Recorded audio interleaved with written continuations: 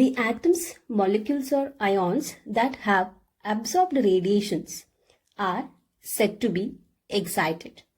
These excited atoms, they are not stable in the excited level. They return back to the original ground energy level.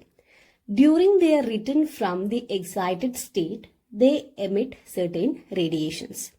The spectrum of these emitted radiations is called as the emission spectrum.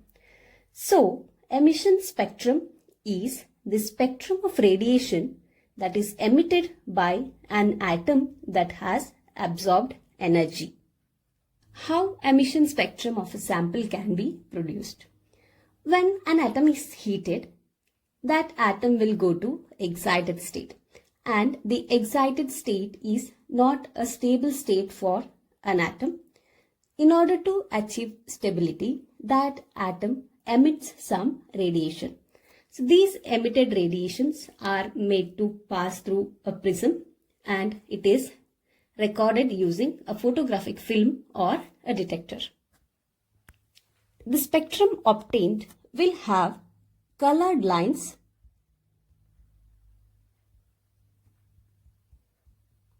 against dark background.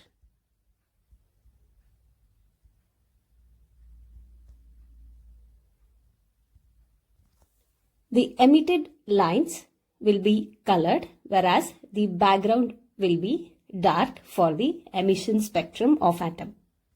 After understanding about the emission spectrum, now you can start questioning. What is absorption spectrum then? How we can come to know that which radiations are absorbed? The spectrum obtained by absorbed radiations are the absorption spectrum.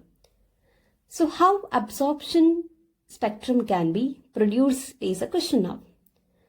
When light is made to fall on an atom, which is unexcited, it absorbs certain radiations. Remaining radiations are transmitted. So these transmitted radiations are passed through the prism and they are detected by the photographic film or the detector.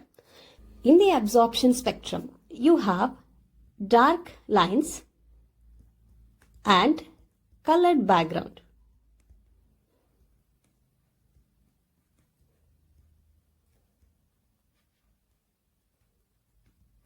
So you can tell that absorption spectrum is the photographic negative of emission spectrum. If you record the absorption spectrum and the emission spectrum for a same sample, whatever the lines are missing in the absorption spectrum, those lines will be present in the emission spectrum. I mean to tell, the absorbed light which is identified in the absorption spectrum will be found as colored lines in the emission spectrum.